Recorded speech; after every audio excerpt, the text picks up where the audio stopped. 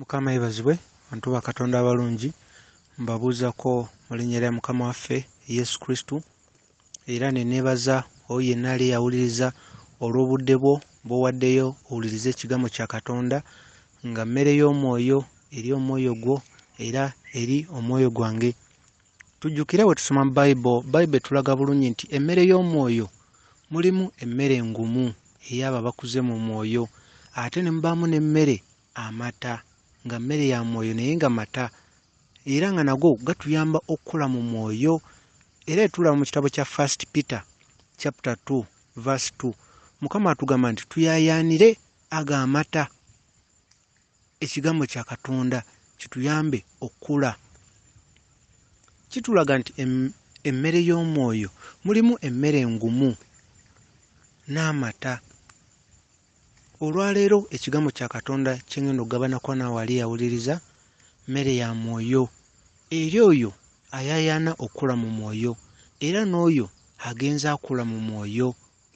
Mmere ya mwoyo engumu kwabo abatandika obutandisi kubanga ngenda kuba njogera ku lutalo olw'omu mwoyo ba intercessor tulanatyo olutalo lw'omu mwoyo bizibu ki bye tusanga era okusinga ngenda kuba nkubuulira nti ku ludda luli olw'omulabe bo balwana batya otulwanyisa eri ewa satani mu nsi ey'omwoyo bo balwana batya okutuwangula okutujja ku Mukama Katonda okuba enkolagana ne Yesu Kristo ate tube nga tunoonya kubeera nga tusinza abantu obuntu naye nga tetukimanyi, tube nga tuyayaana kuba na ddiini na kutuukiriza ebyo byonna ekkanisa byeyagala naye nga si nkolagana na Katonda. So nga Mukama waffe Yesu Kristo ayagala buli omu kinnoomu obe n'enkolagana naye omumanye onyumye naye yeerage gy'oli kubanga akwagala nga bw'ayagala nnabbi yenna oba omutume yenna mu Bible oba omuntu yenna naawe bw'atyo bw'akwagala kwagala kwe kumu. Naye nga tujjukire eri abo abanoonya Mukama tulina okufa eri omubiri kubanga netuba tusome mu John chapter 12 verse 23 okutuuka 25 Mukama atugamba nti okuvaamu ebibala tulina okusooka tufe eri omubiri. Era bwe tulaba John chapter 12 verse 23 okutuuka 25 Mukama atuwa ekyokulabirako eky'ensigo n'agamba ensigo bwe tugiteeka mu ttaka ne tugisimba mu ttaka esooka kufa n'eryoka ate emera nevaamu ensigo endala. Naffe weekitwe kirina okuba tulina okufa eri omubiri, tulina okufa eri ebyokwegomba by'ensi eno n'omubiri eri oyo ayagala okugenda mu ggulu eri oyo atatuukiriza butuukiriza ddiini naye ng'onoonya Mukama waffe Yesu Kristo omumanye obe n'enkolagana naye. Tujjukire wano ku nsi omulabe satani aleese eddiini nga bwe ngenda okulagaka mu maaso kaawo naye nga ekigendererwa ky'eddiini satani ayagala abantu tusinze bantu bannaffe. Era mu ddiini zonna eziri ku nsi mulimu okusinza bantu bannaffe naye nga naffe tukikola tetumanyi kubanga tuba tukoppa abo abalala be tuzaaliddwa nga tulaba kuga bye tuzze tulaba bakola naffe ne tukoppa ebyo ne tumaliriza nga tusinza bantu bannaffe. Kyekigendererwa ky'eddiini y'ensonga lwaki ebintu bingi wano ku nsi ffe bye tulaba ng'ebyamaanyi ng'ebyekitiibwa ng'eby'omuwendo bw'atyo Mukama Yesu bw'alaba. Y'ensonga lwaki mu Luke chapter 16 verse 15 Mukama atugamba nti ebyo ffe ku nsi bye tulaba ng'eby'omuwendo ennyo ne tubiwa ekitiibwa ate si bya kitiibwa mu maaso ga Katonda. Bintu bingi nnyo era bantu bangi wano ku nsi ffe tulabanga ab'ekitiibwa ab'omuwendo mu butuufu ne tumaliriza nga tubasinza naye mu butamanya. Ate we tulaba mu Luke chapter 16 verse 15 Mukama atugamba nti wano ku nsi bingi abantu ffe be tutwalanga eby'omuwendo ate mu maaso ge si bwe kiri.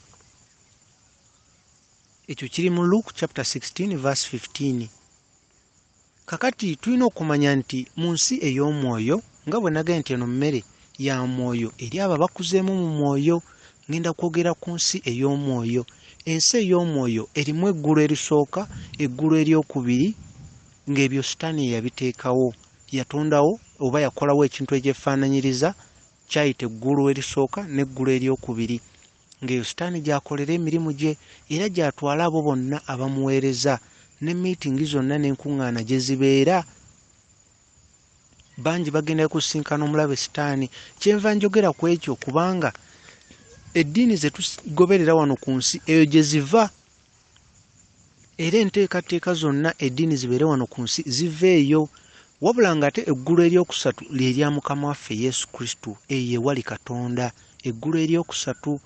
Wabula oyo yenna agenda mu ggulu erisooka n'eryokubiri, eyo wa sitaani, eyo wa sitaani. Era waliyo ebintu bingi nga bwe ngenda obbabuulira, naye nga ebyo sitaani yabiteekawo. Kati eddiini zino ezisinga dimoni ezikulira yeyo eri mu ggulu eryokubiri eyeeyita n'abakyala ow'omu ggulu.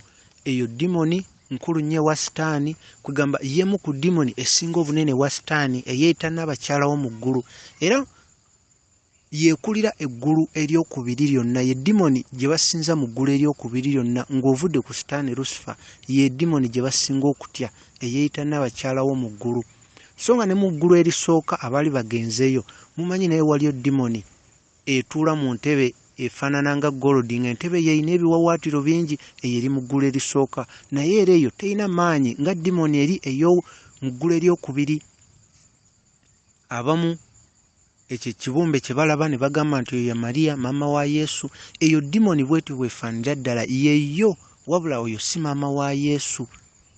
Ebyo sitaani yabiteekawo okuleeta ddiini ku nsi, era oluusi bamuyita Lady of Immaculate, abalala bamuyita Our Lady Fatima. Ayina amannya mangi, era nga oba ogenze mu bwakabaka bwa sitaani obw'ekitangaala, eyo obwakabaka bwa sitaani manya obw'ekizikiza, obwakabaka bwa sitaani obw'ekizikiza, dimoni zonna zitya nnyo dimoni eyo eyeeyita Queen of Heaven.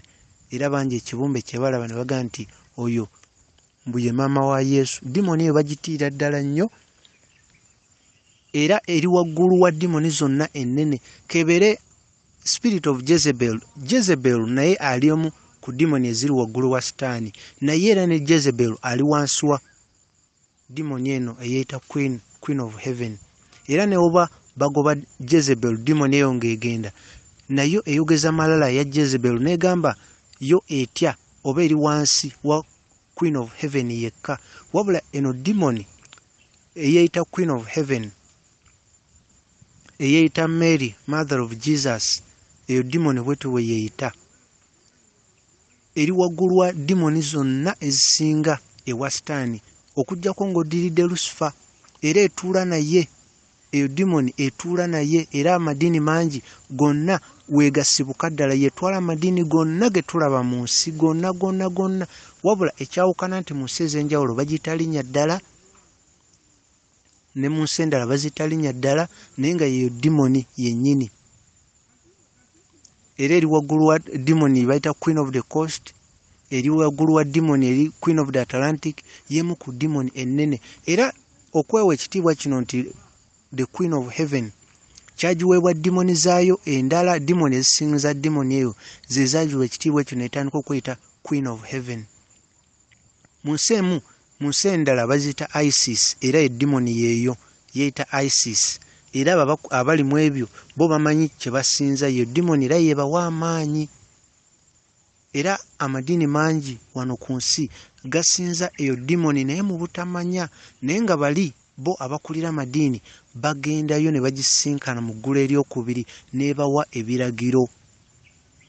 Katugeze omu ku bakulembeze b'eddiini singa agivaamu n'ayogera ebyama byabwe, bagendayo ne beebuuza ku Queen of Heaven, ne beebuuza ono tumukolere ki? Ensi nnyingi zigiyita amannya ag'enjawulo, naye ng'ekibumbe kisigala tekyawukana nnyo. Ekyo ekibumbe kye balaga ng'akutta omwana, bali ne balowooza nti oyo omwana ye baby Jesus. Si bwe kiri.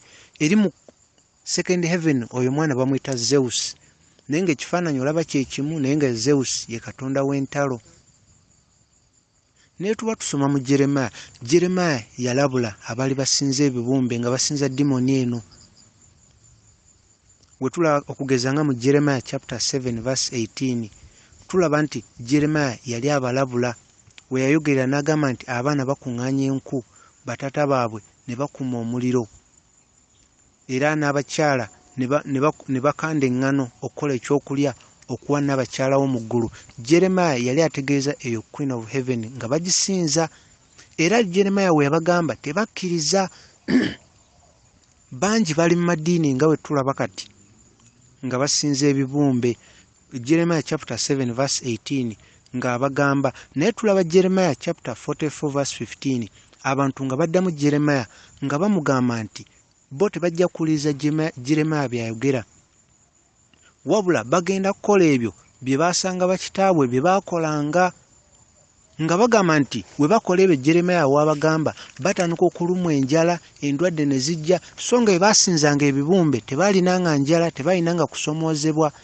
Bo tebakimanya nti buli lwe bava ku dimoni eyo ne badda eri Mukama Katonda, Sitaani atandika okubayigganya, wabula bo bagambanga bugambi buli lwe bakola ebyo Jeremiah byayagala batandika okufuna enjala. Era bagambanga Jeremiah twalinanga emmere mu bungi, naye bwe tutandika okusinza Katonda gw'otugamba tutandika okulaba enjala. Eno Queen of Heaven gye mbagamba eri mu ggulu eryo eryokubiri, naye ate mu ggulu erisooka ye wali Queen oyo yeyeeta Queen of the South. Yatuddemu eyo entebe gye nabagambye eringa eya gold nga erina ebiwawaatiro bingi. Oyo yali agenzeeyo ebintu bino bye njogerako si bipya mu matu ge, era bangi ku bakulembeze b'eddiini ebintu bino tebasobola dde okubinyegako okubyogera olw'ensonga bawalayira obutafulumya kyama kyonna kyonna. Naye nga bangi abagenda balinnya amadaala mu madiini batuuka eyo waggulu nga kye baali basuubira si we kiri, nga Katonda gwe baali balowooza abantu gwe basinza mulala nnyo, naye nga abakulembeze abali waggulu bokka bokka be bakimanyi.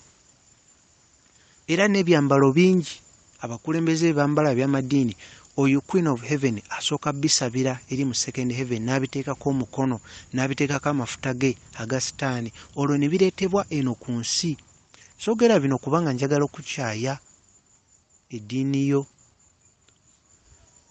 oba olw'okuba njagala okuvumirira eddiini eno oba eri, wabula nkubuulira bino kubanga nange buno bwe buweereza Mukama bwe yampa.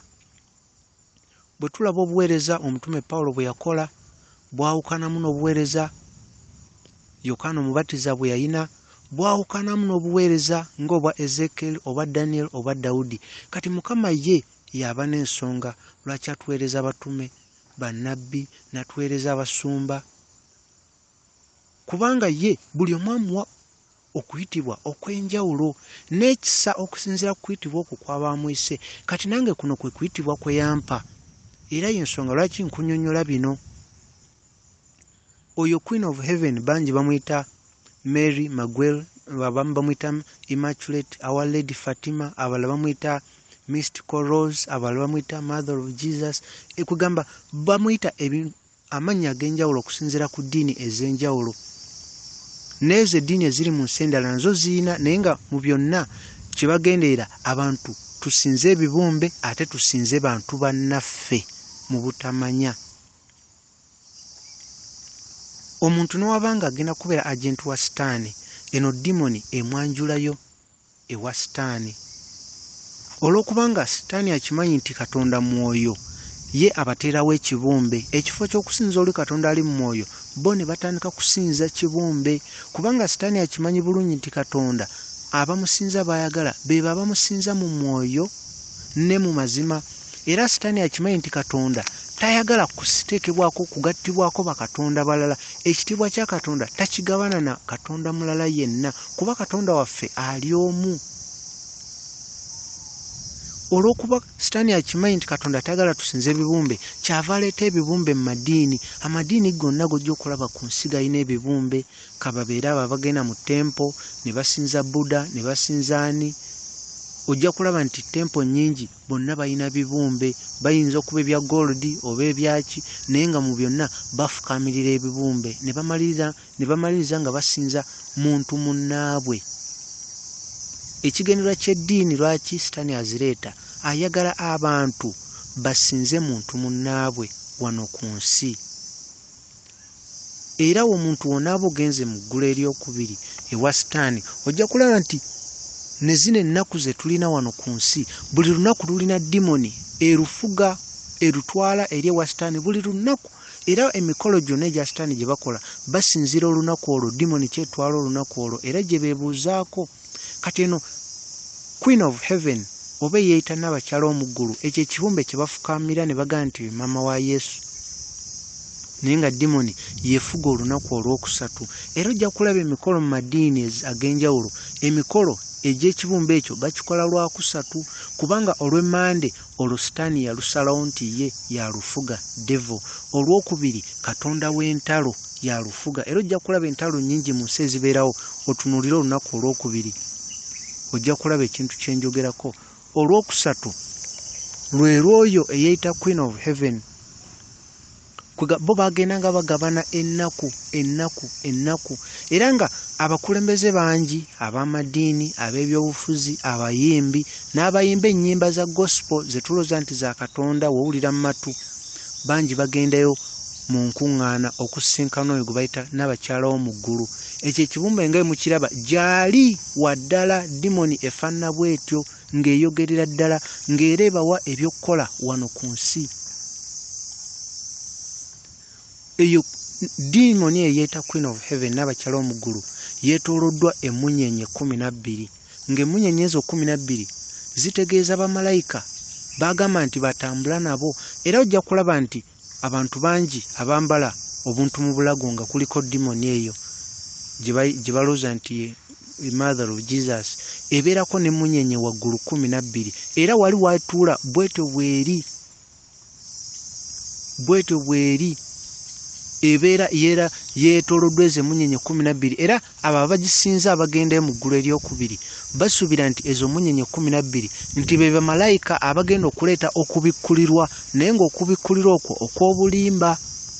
Ebintu bye mbabuulira gye biri mu ggulu eryokubiri. Eyali agenzeyo waawulira bino ye aba yeebuuza ono aggyewo obuvumu okwogera ebintu bino, naye nga bwe buweereza Mukama Yesu Kristo gwe tusinza bwampadde. Nkubuulire nti Yesu Kristo teyajja tuteeka mu ddiini, ayagala tubeere baagalwa be, tube n'okwagala kwe, tusaasanye okwagala kwe eri muliraanwa waffe, okwagala kutukulembere mu buli kimu, so si ddiini. Eddiini zituleetera okusinza bantu bannaffe, eddiini zituleetera okusinza muntu munno naye nga si Katonda. Era bangi abasinza demoni eno, kuba waliwo abantu abagenda mu kkanisa bambi nga bo tebamanyi kye bagoberera, ng'era bagoberera bali abakulu kye bakola, kye babagamba kye bakola, naye ng'oli omukulu ye aba amanyi ekigenda mu maaso. Era bangi abasinzeyo demoni bwe bambala akafaananyi mu bulago nga kuliko eyo demoni gye bayita mother of Jesus, bwe bakambala mu bulago, bo olwo nga batandika okulaamiriza bye balaamiriza, nga basobola okwogerezeganya ne demoni eyo oba nga yeeyoleka gye bali. So nga ffe tulina kusinza Katonda mu mwoyo ne mu mazima, mu butuukirivu, kuba ye yayogera mu Hebrews 12:14 awatali butuukirivu tewali agenda kulaba Mukama Katonda. Awatali butuukirivu omutima gwo kikyolowooza, kikyoyagaliza muliraanwa, ekyo Mukama kyatunuulidde. Awali okwagala tewali tteeka ligenda kukwata, ng'olina okwagala kwa Katonda munda mu ggwe, ng'oyagaliza muliraanwa, ng'oyagala Katonda n'omutima gwo gwonna, ng'otunuulira ebirowoozo by'olowooza, biki by'otunuulira, biki by'osoma bisaanidde mu maaso ga Katonda. Eno demoni lwaki njogerako eyita Queen of Heaven, y'emu ku demoni ennene eziri ewa Sitaani. Eyo demoni ye kugamba demoni yokka gy'oyinza ogamba egisinga ng'ovudde ku Lucifer ye demoni eyo oba omwoyo gwa Antichrist, ogwa nnabbi w'obulimba. Oyo yekka omusajja ow'ekibi ye demoni eri waggulu wone bayita Queen of Heaven, yeetwala amadiini gonna ge tulaba mu nsi. Leero singa oyogera ne Sitaani Lucifer ajja kugamba nti abantu 20% 20% mu nsi yonna be bokka abasinza Katonda mwoyo ne mazima, era be balina ekitangala kya Mukama ekyaddala. Era abo Sitaani bayagala okuzikiza abajjawo, ensi yonna etandika okusinza Katonda gwe batamanyi. Oyinza n'okulaba church nga nnene ng'ejjudde abantu, naye nga sigamba nti bonna bagenda mu ggulu. Yesu Kristo singa akomawo, abo bokka abamusinza mu mwoyo ne mazima baatwala. so saabo abakola eddiini byeyagala. Singa leero osinkana demoni eno Queen of Heaven ekubuulira otunulire obubonero bwayo nga tonayingira mu church, otunulire obubonero bwayo abo abalaba mu mwoyo nga tonayingira mu church, Katonda alina obubonero bungi bwakulaga church gy'ogenzeeko ntuufu oba nedda. Obubonero bweno demoni Antichrist o demoni eno Queen of Heaven bungi nnyo nnyo. Waliwo wayinza okulaba ebisumuluzo nga bikoze X, nga bikoze nga cross, ebisumuluzo ako nako kabonero ka demoni eno. Waliwo wayinza okulaba cross ng'erimu ekigambo ng'erimu S, bali ne bakuba nga wala akabonero k'okugatta oba akabonero ka red cross nga bawandiisemu S. Eyo S etegeeza satani. Ako nako tekaba kasalaba ka Mukama waffe Yesu Kristo. Waliwo oyinza okulaba akabonero ka cross naye nga bawandiisemu M. M ng'eri mu cross ng'ate waliwo ziri mu saako bbiri. Oli nga yakubye saako bbiri ennene n'entono, makati mu saako entono nateekamu cross omusalaba nawandikamu M. Ako nako kabonero k'eno eyayita Mother of Jesus. Kwegamba obubonero bungi nnyo nnyo nnyo nnyo nnyo. Tulina kusaba kisa kya Katonda. Tulina kusaba kisa kya Katonda. Katonda asobola okutwala osabire awantu awala mu mwoyo. Kubanga 8 ku 10 mu nsi yonna church oba ekkanisa mwe basabira sinnamu mu mwoyo. Church eyinza okuba nga erabika bulungi ebizimbe naye nga mu mwoyo si balamu, ng'omulabe yagiwamba dda. N'ekirala ezo church ezisinza nga bajja amanyi gabwero eno Queen of Heaven demoni eno bakozesa nnyo candles, era ziraba mu maaso, bakozesa nnyo amazzi, ate bakozesa n'obubaani okwokya obubaani. Okwokya obubaani obunola mu church nga bookya obubaani babutambuza church yonna. Ako kabonero nti basinza Queen of Heaven. Candles nga zibeera mu maaso mu church nga candles ez'enjawulo, ennene, entono, buli kanda erina kyetegeeza. Obwo obubonero mbubuulira ggwe ali eyo awuliriza. Sikugamba bino nti kubanga njagala okuvumirira church endala, naye nkugamba bino kubanga Mukama ampadde obujulizi obw'okulabako nga siwulidde buwulizi, obw'okulabako. Mukama ampadde obujulizi nentukako mu ggulu eryokubiri nendaba byonna byenkubuulira. Mazima demoni gyeri yeyita Queen of Heaven, bagiwa ekitiibwa kiri kyotalabangako. Abakulembeze ab'amadiini bavunnama wansi, abayimbi, abakulembeze b'ebyobufuzi bavunnama okuva mu nsi yonna, okuva mu nsi yonna. Era n'amawanga mangi kwegamba gakosa ebigambo kwegamba ne bagamba nga Katonda, ne bagamba oba in God we trust, oba kwega ebintu bingi naye nga tebategeeza Katonda oli eyatonda eggulu n'ensi. Bo Katonda gwe bategeeza mulala. Ebibumbe bingi bye tulaba mu makanisa ebyetooloddwa candles oba mu temple ez'enjawulo oba mu shrines, ebyo byonna basinza Queen of Heaven. Demoni si Katonda. Yensonga lwaki nkubulira ali awuliriza. Katonda atunulidde omutima gwo, musinze mu mwoyo ne mu mazima. Amazima Katonda agateeka mu mutima gwa buli muntu. Weeyisa otya erimulirwanaawo? Olina okwagala erimulirwanaawo? Ososola? Oyisa otya oyo omukozi gw'okola naye? Mukama yamukusembereza agezese okwagala kwo. Katonda musinze mu mwoyo ne mu mazima, ojja muzuula. Oyo amunoonya ogenda muzuula. Kati okugeza waliwo essaala gye basaba nga basaba oyo ekibumbe kibayita Mary mother of, kibayita bo baga nti mother of God. Okugeza mu ssaala gye bamusaba basaba ne bagamba nti tuwe emmere yaffe eya leero, naye nga basaba Mary si Katonda, nga baga nti tusabire ebibi byaffe okutuwa ku ssaawa ey'okufa, naye nga basaba kiri ekibumbe mother of God si Katonda. So nga mu bwongo obw'omuntu bayinza okugamba waaye kirabika kituufu, naye ggwe nkubuulira le awuliriza awuliridde obubaka buno. Yesu Kristo akwagala nga wayagala omutume yenna mu Bible oba nnabbi yenna. Ayagala ogende mu ggulu, tayagala ogende mu muliro. ate Yesu Kristo akimanyi nti byogoberera ogoberera okusinga kubanga walaba n'abalala bagoberera naye ayagala abe n'enkolagana naawe. Olina okuba mu mutima gw'owulira Mukama ky'aggamba mu buli kimu. Biki by'olaba, bifo ki by'ogendamu, biki by'owuliriza, oyisa otya balirwana abo, osonyiwa. Mu ssaala gye yatuyigiriza Mukama tugamba nti tusonyiwa ebyonoono byaffe nga ebitusonyiwa abalala. Gwe osonyiwa abalala, olwo nawe alyoka akusonyiwe.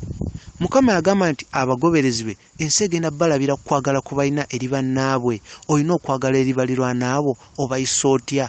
Tososola, oli kaabe mwavu, kaale mumpi, kaabe ng'afaanana atya. N'oba obuulira kigambo kya Katonda tobuulira kubanga oyagala kuŋŋanya ssente. Bwe tunaaba nga oyo alina ssente nnyingi gwe tusembeza, gwe tusabira omukisa, ate namwandu atalina ssente, ate bamulekwa, ani anaabeerawo ku lwabwe? Yesu Kristo yabuuliranga enjiri ey'obwakabaka bwa Katonda, naawe y'enjiri gy'obuulira etwala abantu mu ggulu. Tuleme kudduka kunoonya byamagero. Ekiseera kiweddeyo, oyo alina amatu awulire.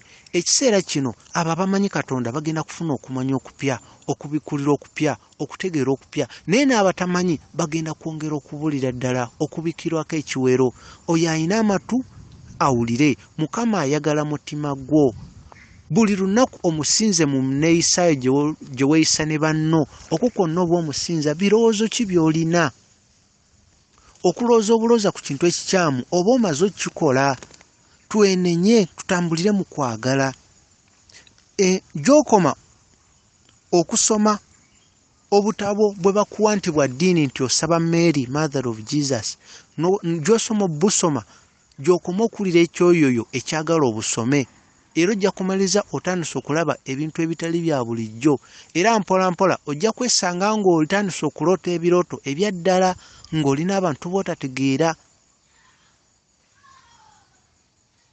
Ojja kwesanga ng'olina abantu b'otategeera. Saba Mukama akuluŋŋamye ofune church ennamu mu mwoyo. Ebiseera biweddeyo, ebiseera biweddeyo. Singa Mukama abikula amaaso go banaakutwalako mu ggulu eryokubiri, munnayo oyinza okukaaba amaziga n'olaba nga abakulembeze ab'amadiini ensi beetunuulidde mu nsi zonna bavunnamira ekibumbe, basinza sitaani bakimanyi, naye ng'abantu bebakulembera bo tebakimanyi, bangi tebakimanyi. Ate bangi abakulembeze ne bawaayo abo abali mu makanisa gaabwe. Bangi abagagga, abazanyi ba firimu, byenjogerako Mukama ye mujulizi wange. Olina okuba n'enkolagana mu mutima gwo gwe ne Mukama Katonda wo. Kristo wa ddala. Yesu yeyo yatambula ku nsi. We tugamba Yesu Kristo, Yesu yoyo yali ow'omubiri yatambula ku nsi. Kristo yoyo ow'omwoyo. Kati ow'omwoyo ali munda mu ggwe. Gy'okoma omuwa emmere y'omwoyo akula, era gy'akoma okukula ajja kutuuka ku kipimo kya Kristo kye yaliko wano ku nsi. Kyekyo ekyogera mu Ephesians chapter 4 kuva ku 11 okutuuka ku 15. Yesu Kristo akwagala nnyo ate tayagala ogende mu ggulu. Nkyayogera ku eno demon gye bayita Queen of Heaven. Kati eyo Queen of Heaven bwe baba bakoze meeting mu lukuŋŋaana mu ggulu eryokubiri ewa sitaani, si ewa Katonda, kuba ne sitaani alina ekifo kye yakola gy'ayita eggulu era gy'atwala bangi wano ku nsi ne tugaba bagenze mu nnyanja. We batuuka mu lukuŋŋaana ekisookedde oyo yali agenzeeyoko, ky'oba okakasa nti ekifo kino nkimanyi. We bakuŋŋaanira ekisenge tekirina nsonda, kyakula nga kya si rawundi ddala naye nga ngeri ya rawundi, naye nga tekuli nsonda yonna. Era sitaani atuula eri mu maaso era kirabika bulungi nnyo nnyo nnyo. Sina kifo kye nali ndabyeko wano ku nsi kirungi nga kiri, naye nga byonna bya bulimba. Kati eno Queen of Heaven wejja mu meeting, bano abavuba bavudde ku nsi baba batudde dda nga beewombeese, abakulembeze n'abalala. We beewombeeka eno Queen of Heaven ejja neeyingira. Ekyo kibumbe kye mulaba atambulira ddala muntu yennyini eri, atambula bamuwa ekitiibwa ky'amaanyi. Wajja ng'atuula, bw'amala okutuula olwo Lucifer naye sitaani n'alyoka. Sitaani ye tebamulaba ng'ajja alabikirawo mu maaso ng'atuuse. Kati waba sitaani azze, woba omupya toyinza kutegeera nti oyo ye Lucifer, kuba obulungi bwe oba olowooza nti Lucifer agenda kuba alina amayembe afaanana bwa bubi, naye mulungi nnyo nnyo nnyo. bw'omutunuulira mu maaso oyinza okusooka n'obuzaabuzibwa oba mulenzi oba muwala, kuba mulungi nnyo, engoye ziba zimutuuse, amaaso gatunuza kisa, kugamba olususu lwonna lusinga n'olumwamu ono muto okulabika obulungi. Oli n'oba tannagamba nti oyo ye Lucifer, amaaso go gaba gamugenzeeko dda nga oyagala kubuuza akuliraanye, naye ani oyo alabika obulungi bw'atyo? Kati oyo ye sitaani gwe basinza. Oyo ye sitaani gwe basinza. Kati sitaani wamala okutuuka, ono Queen of Heaven, eyo demoni, nga eyita abapya ababa bakajja okusinza sitaani, abavudde ku nsi we bajja abapya, eno Queen of Heaven nga ebayita nga basembera mu maaso ga sitaani Lucifer. Kati sitaani Lucifer ye agolola omukono gwe n'aguteeka ku bibegabega byabwe, bayita omu ku omu, aguteeka ku bibegabega byo n'akulangirirako nti gwe oli muweereza we. Sitaani nga yayogera, olwo bano baba bagenze nga basaba bugagga, oba basaba bifo mu byabufuzi, oba abayimbi baagala bugagga, oba oluusi baliyo balwana ntalo, kuba baba bavudde mu nsi zonna, mu nsi ez'enjawulo. Era yali agenzeyo wowulira bino ojja kutegeera nti ebintu ebyo ensi egenda bitegeera, siga nti eyo baba beekwese nnyo. Mukama atulaga buli kimu, kuba ye Mukama yayogera naga teri kikwekeddwa kitagenda kuteekebwa mu musana. Ate sitaani n'owaba ayogera mu miitingi ezo ababuulira nti tewali muntu wa ku nsi agenda bitegeera.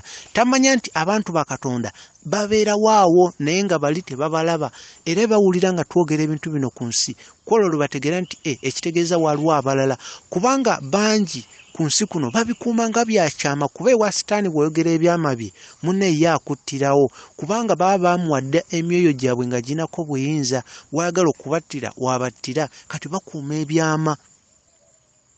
Newaba abiwulidde nga bino abyogerera eri mu nkuŋŋaana nga bazzeeyo, ne wano ku nsi yeefula talina kyamanyi, kuba wano ku nsi omuntu aweereza sitaani munne si kyangu kyamutegeera okuggyako Mukama nga bikudde amaaso ge ag'omu mwoyo, era kiba kisa kya Mukama.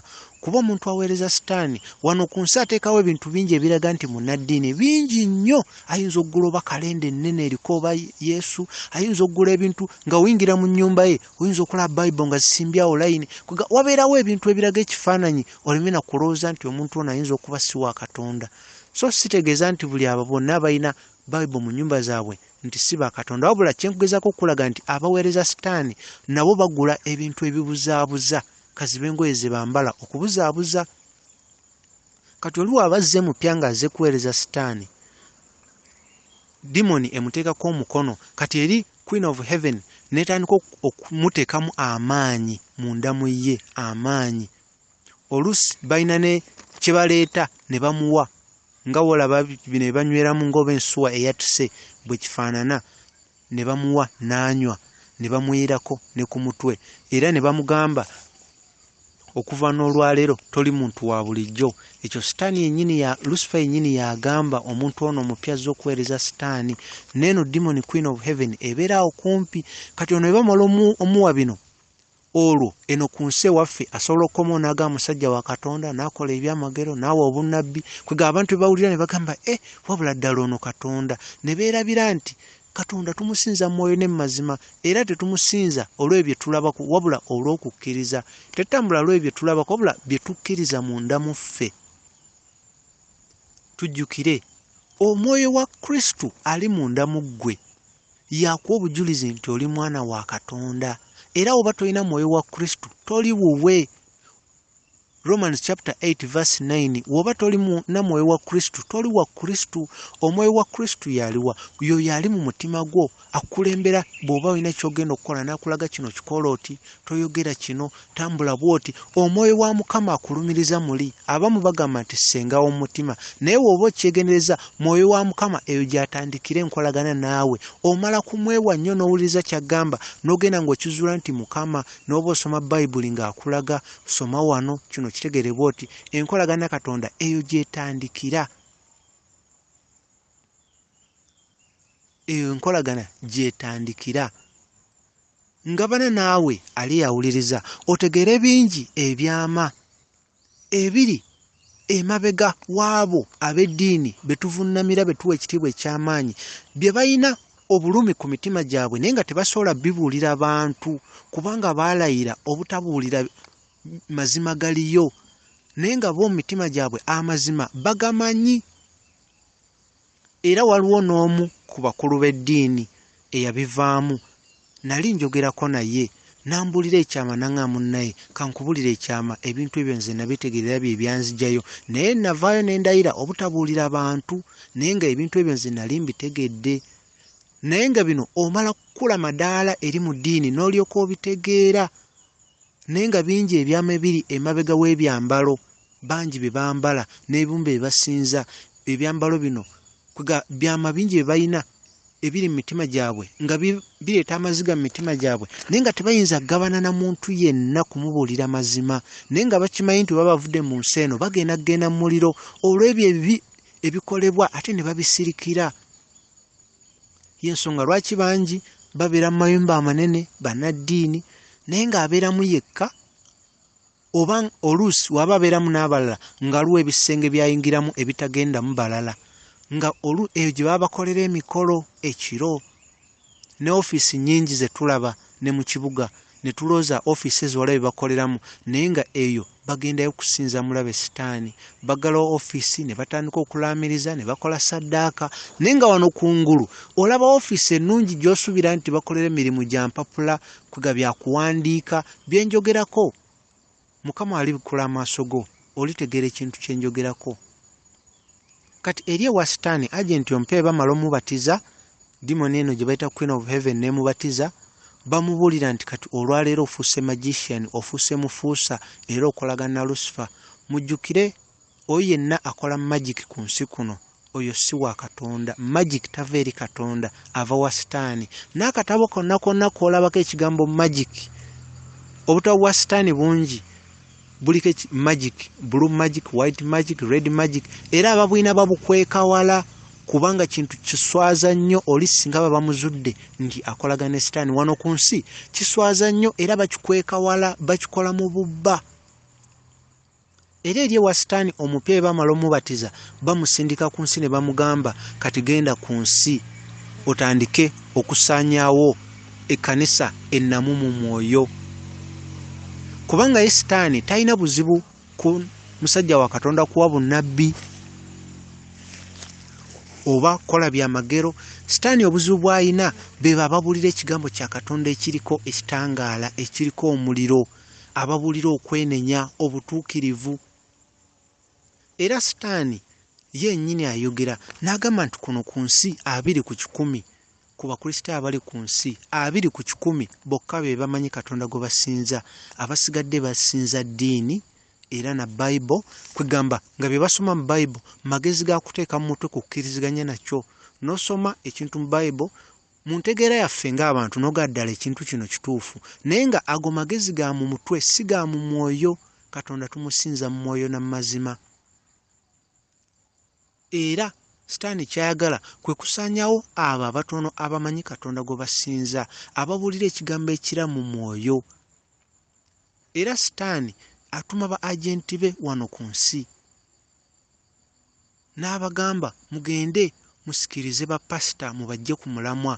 Abo bapasita abalina amafuta mubasikirize babe nga babuulira bintu bya kugaggawala, kusaba busabi bantu ssente, kola byamagero, kujjuza muwendo mu kyaki, naye nga singa Yesu Kristo ajja bonna tebagenda mu ggulu.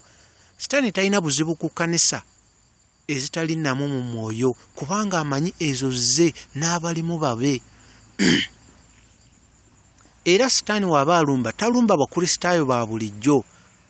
Eno Queen of Heaven weba erumba dimoni ng'eno, era weba esindika dimoni endala nga Jezebel, tesindika ku bakristaayo ba bulijjo, esindika kwabo abamanyi Katonda gwe basinza, abalina enkolagana ne Katonda.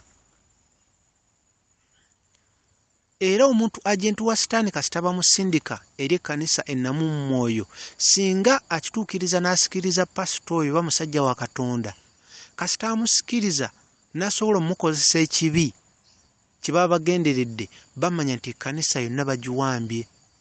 Kubanga sitaani kasita amala okuwamba musajja wa Katonda oba pasita ng'amanya nti kati puroguramu za kyaki eziddako zonna sitaani yagenda ozibawa, ng'olwo amuwa obugagga, amuwa buli kimu, amuwa amaanyi agakola obunnabbi, agogera ebintu bye batasuubira, naye nga abantu emyoyo gyo sitaani agitutte. Sitaani atwala emyoyo yo musajja wa Katonda afuna amanyi agokola obunnabbi n'ebyamagero, emyoyo gigende mu muliro.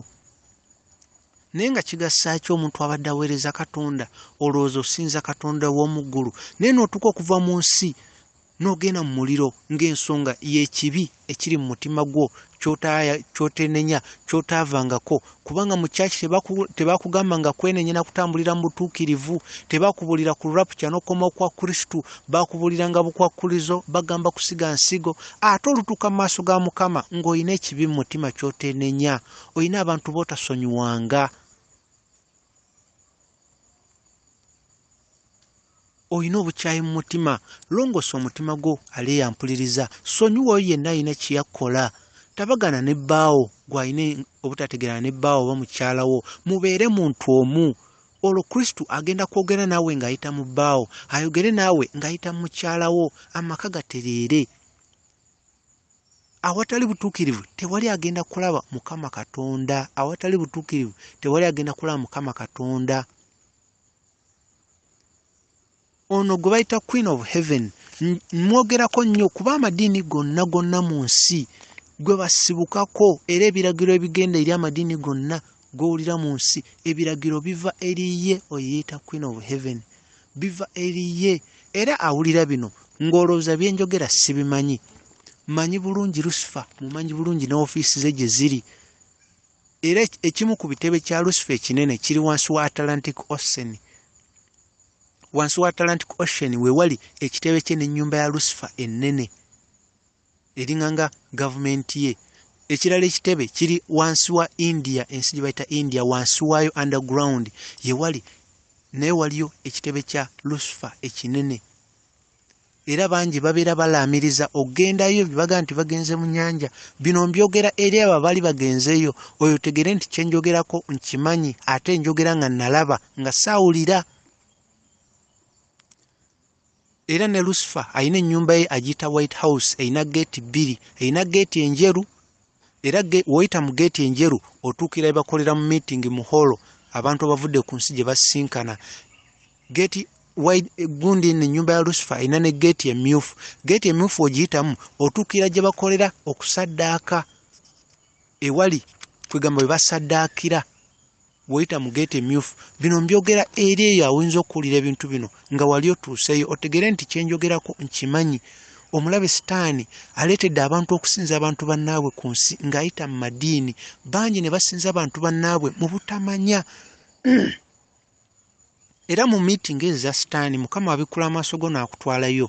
Oyinza okugamba oba Katonda taliyo ku nsi, kuba abasajja ba Katonda ensi beetunuulidde mu mawanga ag'enjawulo, be batudde ku mwanjo, abayimbi n'abayimba gospel, abakulembeze b'amawanga.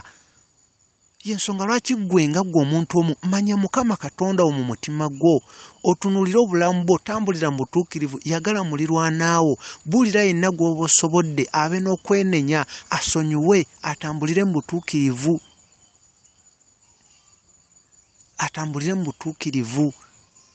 Leero singa ogende wa Lucifer, obulungi bw'alina n'abamwetoolodde, kubanga balina obulungi obw'abamalayika, balina obulungi si bwa kuno ku nsi. Era abantu abagenzeeyo abavudde wano ku nsi bayimirira omu ku omu nga bagenda mu maaso ga Sitaani Lucifer, nga bakwata ku kifuba, nga abalala bakwata ku kibegabega nga bagamba ono mwana wange era agenda kunsinza. Era Sitaani alina n'ebintu by'abagamba boogere, kuba omuntu buli lwogenda wali ewa Sitaani mu meetingi zaabwe, Sitaani abagamba nina ebintu bye ngenda okwogera nga muddamu, muddemu ekintu kimu, tukkiriza Katonda waffe ky'oyogedde, Mukama waffe tukkiriza.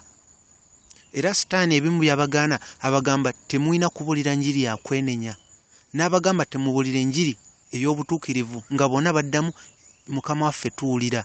Bye njogera we biri, era ababiwulira bino nga yali agenzeeyo bajulizi.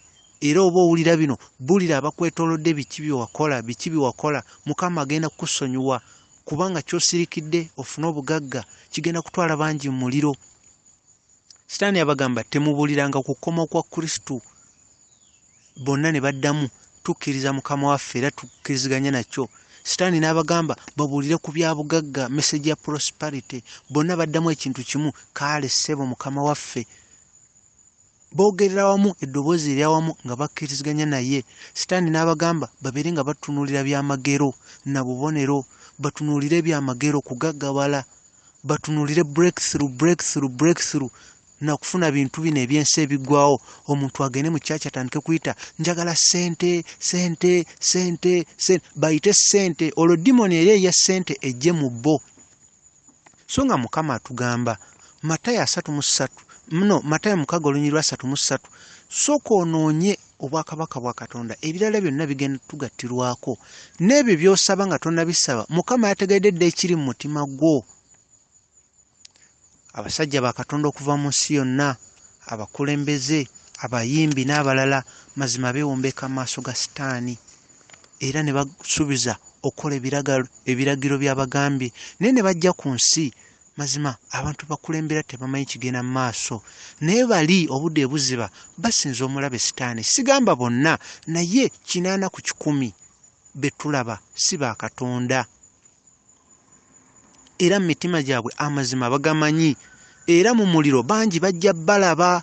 Kubanga buli muntu ava ku nsi kuno bw'osinkana Yesu Kristo, bw'abanga yali akubuulira yali muweereza wa Katonda nga yava eri Katonda, Yesu Kristo nga tannagamba kintu, omulaba ali naye.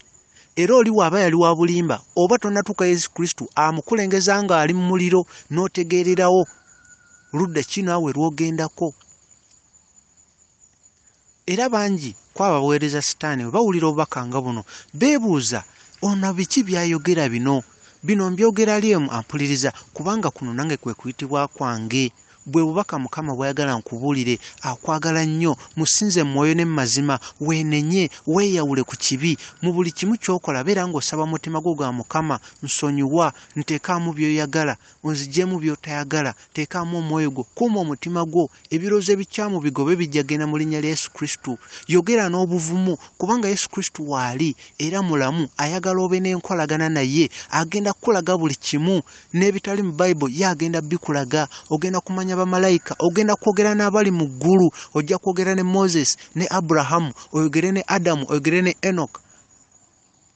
Yesu Kristo agenda kukulaga buli kimu.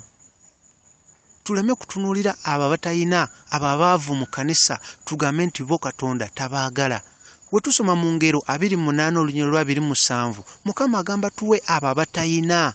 Olwo naffe tetujja kubulwa, naffe tunatunuulira oyo awaayo essene entono mu kkanisa ne tulowooza nti Katonda amubonereza olw'embeera, naye Mukama amutusembereza tulage okwagala nga tonnagenda kutwala bbaasa nnene mu kkanisa kuwaayo. Oyo mulirwanaawo omuyisa otya?